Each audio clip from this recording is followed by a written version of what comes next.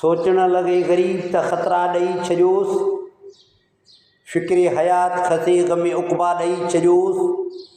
ताज़ी सलाह आहे इहा साम्राज जी, मानी घुरे त कुफ़र जी फ़तवा ॾेई छॾियोसि। साथियो, अॼु डिस्ट्रिक्ट बार एसोसिएशन जामशोरी जी लाइब्रेरी में 19 अप्रैल 2024 ते तव्हां सां मुखातिब आहियां एडवोकेट अब्दुल हकीम चांडियो। साथियो, हिन मुल्क में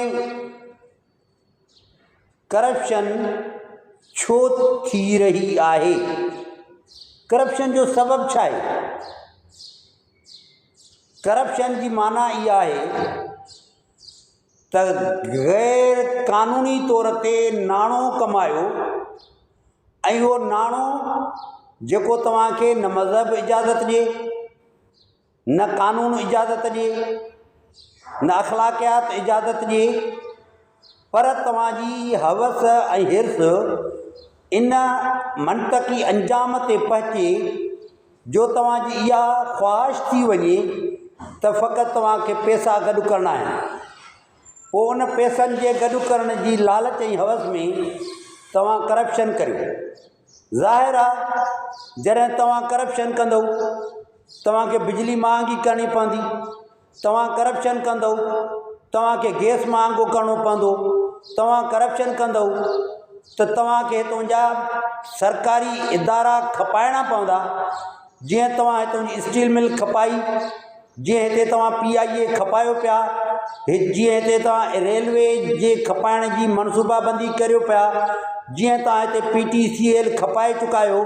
दुनिया जा मुहज़िब सुठा माण्हू त सरकारी मिल्कियतुनि जो तहफ़ुज़ कंदा आहिनि, पर बदबख़्त ऐं ग़ुलाम क़ौमूं पंहिंजूं सरकारी मिल्कियतूं बि खपाए करे उतां जे करप्ट ऑफिसरनि जे घुर्जुनि खे पूराए करण ते ख़र्च कंदा आहिनि।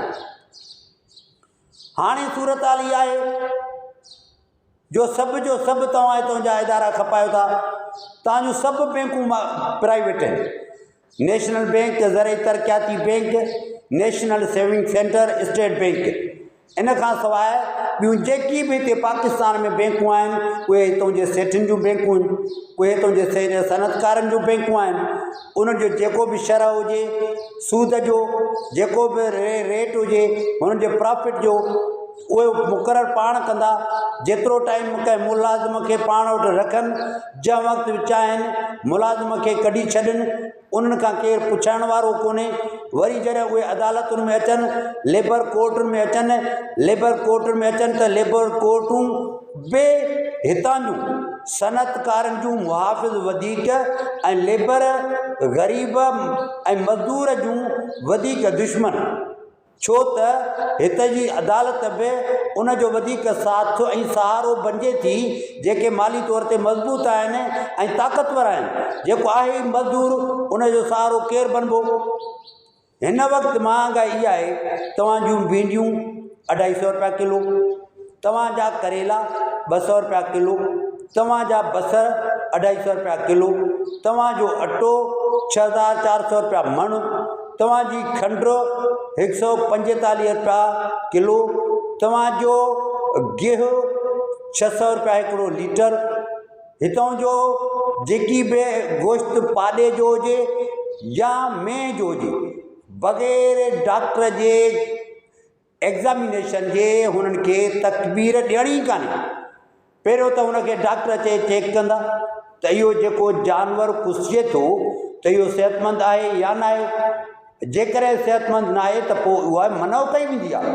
पर हिन बदबख़्त मुल्क में ईअं थींदो आहे त को बि डॉक्टर उन जानवर खे चेक करणु कोन ईंदो आहे त हू सिहतमंद आहे या बीमार आहे। उन बीमार जानवर खे या तो तकबीर विझी छॾींदा या मुअल जानवर उहो खणी अचे करे उहे रोड ते खपाईंदा। पोइ वॾो गोश्त 1000 रुपए में ऐं नंढो गोश्त 2000 रुपए में। मुर्गी तव्हांजी जेका फोग आहे, जंहिंमें का लज़त कोन्हे, जेका 40 ॾींहंनि में 2 किले खां 2.5 किलनि जी थी वञे, उन जो रेट तव्हांजो 250 रुपया 800 रुपया। हितां जो पेट्रोल जेको आहे उहो हिकिड़े 15 ॾींहंनि में 2 दफ़ा तव्हां वधायो आहे। 15 ॾींहंनि में तव्हां 2 दफ़ा पेट्रोल वधायो, वरी हाणे 3 ॾींहं तव्हां बिजली वधाई। हितां जो तव्हां गैस वधाए छॾियो, बिजली वधायव, बिजली असां वटि कोन्हे। गैस वधायव, गैस असां वटि कोन्हे। पेट्रोल तव्हां वधायो, 300 रुपए जे लॻभॻि तव्हां पेट्रोल कयो आहे। जॾहिं तव्हांखे ईरान खां सस्तो थो मिले पेट्रोल ख़रीद करण लाइ तयारु कोन आहियो, मथां अमेरिका कावड़ जी IMF जूं पाबंदियूं मथां असांजे मथां मुसलत थियनि ऐं सुभाणे पोइ इक़्तिदार जेको IMF असांखे ॾियारे थी उहो मथां रुकिजी वञे। हाणे इहे सभु शयूं उन जे करे थियनि थियूं छो त तव्हां हुकुमरान करप्ट आहियो। हितां जो वज़ीर आज़म पंहिंजे मुल्क में पैसा नथो रखे। हितां जे पाकिस्तान जो वज़ीर आज़म पाकिस्तान जे पैसनि खे ॿाहिरि मुल्क में मोकिले करे उते चए थो इहे पैसा महफ़ूज़ हूंदा। जॾहिं वज़ीर आज़म जे उहिदे तां लहे थो उहो पाण हली थो वञे। हितां जो जनरल जेको आहे इहो पाकिस्तान खां ॿाहिरि पैसो थो मोकिले, जॾहिं उहो नौकिरी तां लहे थो ॿाहिरि मुल्क हलियो थो वञे। हितां जो चीफ जस्टिस तेसि ताईं हिते आहे जेसि ताईं नौकिरी ते आहे। नौकिरी तां लथो त पैसा अॻ में ई हुनजा ॿार मुंतक़िल थियल आहिनि, पाण वेंदो, ॿार बचा उते सेट थियल अथसि, उते वञी उन्हनि सां गॾु रही पवंदो। इहा आहे तुंहिंजी सॼी मुल्क जी मुआशी सूरत हाल। 2008 खां वठी करे तव्हां सरकारी नौकिरी कंहिंखे ॾिनी कान्हे। 2008 खां वठी नौकिरी ॾिनी कोन अथव। ऐं उन सां गॾोगॾु वरी क़ौम खे तबाह ऐं बर्बादु करण में हुकुमरानो तव्हांजो वॾो किरदारु आहे। तारीख़ तव्हांखे कॾहिं बि माफ़ु न कंदी। तव्हांजा छोकिरा पढ़नि बीकन में, तव्हांजा छोकिरा पढ़नि सेंट बोनावेंचर में, तव्हांजा छोकिरा पढ़नि हसन अब्दाल कैडेट कॉलेजनि में, तव्हांजा छोकिरा पढ़नि कैडेट कॉलेज पेटारे में, तव्हांजा छोकिरा पढ़नि कैडेट कॉलेज सांगड़ में, तव्हांजा छोकिरा पढ़नि ऑक्सफोर्ड में।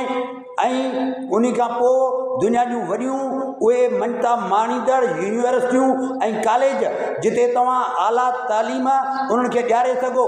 पर हितां जो ग़रीब सॼो साल पढ़े कोन, पर जेकर वञे त वरी तव्हां उनखे ॾियो मोबाइल, जेका मोबाइल ते पैकेज कराए अंदरि वञे थो ऐं अंदरि वेही करे चीटिंग करे इम्तिहान थो पास करे। जेको चीटिंग करे इम्तिहान पास कंदो उहो छा थी निकिरंदो बाबा? उहो DC थींदो, उहो SP थींदो, उहो जज थींदो, उहो आर्मी जो ऑफिसर थींदो? कोन थींदो न।